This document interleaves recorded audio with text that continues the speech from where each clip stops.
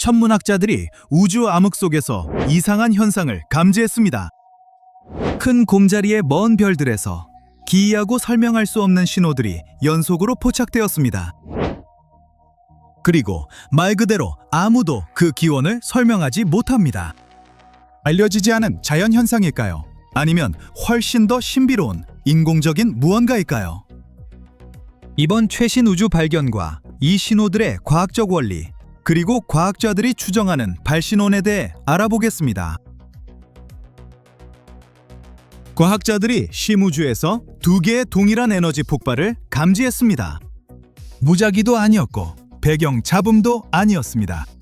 정밀하고 심지어 의도적인 것처럼 보였습니다. 신호는 큰 곰자리에서 왔습니다.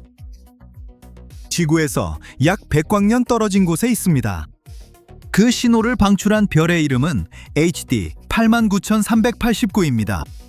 태양보다 약간 크고 밝지만 특별히 이상한 점은 없었습니다. 2023년까지는요. 그때 나사 과학자 리처드 스탠튼이 전에 본 적 없는 것을 발견했습니다. 별이 갑자기 밝아졌다가 어두워지고 다시 밝아졌습니다. 단 몇 초 만에 일어났습니다. 정확히 4.4초 간격으로 2개의 동일한 펄스가 있었습니다. 스탠튼에 따르면 그 별의 행동은 매우 이상했습니다. 밝기 변화가 너무 강력해서 무작위 잡음이나 지구 대기 난류로 치부할 수 없었습니다. 160만 킬로미터가 넘는 별이 그렇게 깜빡이지는 않습니다. 별이 10분의 1초 만에 사라지는 건 과학이 쉽게 설명할 수 있는 현상이 아닙니다. 하지만 더 흥미로워졌습니다. 과학자들이 살펴볼수록 더 이상해졌습니다. 단순한 깜빡임이 아니었습니다. 의도적인 것이었습니다. 무언가가 그 빛을 변화시킨 것 같았습니다. 하지만 무엇이었을까요? 진정한 심우주 미스터리였습니다. 이후 2달간 스탠튼은 열심히 연구했습니다. 총 1,500시간의 관측으로 가능한 모든 설명을 검토했습니다. 번개, 비행기 반사, 유성, 심지어 소프트웨어 오류까지 데이터와 비교했습니다. 매번 결과는 같았습니다. 일치하는 것이 없었습니다. 그때 연구팀은 아무도 예상 못한 것을 인정해야 했습니다. 그 펄스가 인공적일 가능성을 배제할 수 없었습니다. 모든 설명을 검토한 후 스탠튼은 그들의 우주망원경 발견이 전례 없는 것임을 깨달았습니다. 정전기로 설명할 수 없었습니다. 번개도 아니었고 여객기도 분명 아니었습니다. 하지만 무언가가 떠올랐습니다. 2019년에 천문학자들이 또 다른 이상한 이중 펄스를 감지했습니다. 지구에서 약 15광년 떨어진 뜨거운 가스 행성 디미디움에서 온 것이었습니다. 처음에 전문가들은 망원경 시야를 지나가는 새 탓이라며 무시했습니다. 하지만 새로운 신호는 그런 단순한 착오 같지 않았습니다. 그래서 스탠튼은 계속 조사했습니다. 모든 것을 검토하고 지구 대기 충격파가 원인일 수 있다고 결론 내렸습니다. 하지만 맞지 않았습니다. 새 펄스가 그렇게 완벽히 동기화되려면 거의 불가능한 타이밍이 필요했습니다. 연구자들은 다른 가능성도 검토했습니다. 태양계 먼 곳의 물체가 빛을 굴절시켰을 수도 있습니다. 위성이나 소행성이 부분적으로 가렸을 수도 있습니다. 굴절이나 중력파 때문일 수도 있습니다. 하지만 어떤 이론도 맞지 않았습니다. 별이 그렇게 빠르고 깔끔하게 깜빡일 수 있는지 설명하기엔 명백히 정보가 부족했습니다.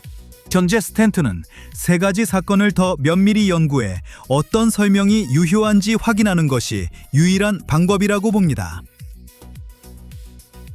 아마 궁금하실 겁니다. 이 천문학적 발견은 어떻게 이루어졌을까요? 60여 년 전에 시작되었습니다. 과학자들이 공식적으로 외계 생명체 탐색을 시작한 때입니다. 외계 지적 생명체 탐사, 줄여서 세티라고 불렀습니다. 이 탐사의 선구자는 오지마 프로젝트였습니다. 유명한 드레이크 방정식을 만든 천문학자 프랭크 드레이크가 이끌었습니다. 이 방정식은 우리 은하에서 감지 가능한 신호를 보낼 지적 생명체가 있는 행성이 몇 개인지 추정하는 방법입니다. 아이디어는 간단합니다. 은하에서 태어나는 별의 수로 시작합니다. 그중 행성을 가진 별이 몇 개인지, 생명을 지탱할 수 있는 행성이 몇 개인지 파악합니다. 그리고 실제로 생명체가 있는 행성이 몇 개인지, 지적 생명체가 발달한 곳이 몇 개인지 계산합니다. 마지막으로 우리 같은 문명과 소통할 기술을 개발한 곳이 몇 개인지 추산합니다. 이 방정식은 명확한 숫자를 주려는 것이 아닙니다. 우주에서 생명이 존재하고 발견되기 위한 다양한 조건을 고려하게 하는 사고 실험입니다. 1960년 드레이크와 팀은 25m 전파 접시를 2개의 근처별에 겨냥했습니다. 엡실론 에리다니와 타우 세티였고 이상한 것이 있는지 들었습니다. 그해 4월부터 7월까지 웨스트 버지니아의 관측소는 별에서 오는 신호를 기다리며 채널을 유지했습니다. 안타깝게도 아무것도 잡히지 않았습니다. 하지만 이 프로젝트가 모든 것의 시작점이 되었습니다. 이후 과학자들은 다양한 파장과 기술로 지적 생명체의 흔적을 찾는 수십 번의 유사한 탐색을 수행했습니다. 요즘은 테크노 시그니처라고 부릅니다. 확실한 증거는 아직 없지만 전문가들도 무언가가 저 밖에 있을 가능성을 배제하지 못한 순간들이 있었습니다. 그래서 리처드 스탠튼 박사가 등장해 충격적인 우주 발견을 합니다. 스탠튼은 보이저와 그레이스 같은 상징적 임무에 참여한 나사 과학자입니다. 그레이스는 나사와 독일 우주국의 프로젝트로 두 위성이 나란히 지구를 돌았습니다. 위성 간 거리 변화를 관찰해 지구 중력이 어떻게 달라지는지 파악할 수 있었습니다. 빙하 융해, 해류, 지하수, 심지어 기후 변화까지 연구하는 데 도움이 되었습니다. 은퇴 후 스탠턴은 캘리포니아 빅베어의 셰이 메도우 관측소에서 지적 생명체 탐사라는 개인 프로젝트를 시작했습니다. 직접 설계한 망원경과 광도계로 1300개 이상의 태양형 별을 수년간 스캔했습니다. 전파 신호가 아닌 빛의 섬광을 찾았습니다. 전파에 집중하는 기존 세트와 달리 스탠튼의 광학 세트는 레이저 같은 펄스를 찾습니다.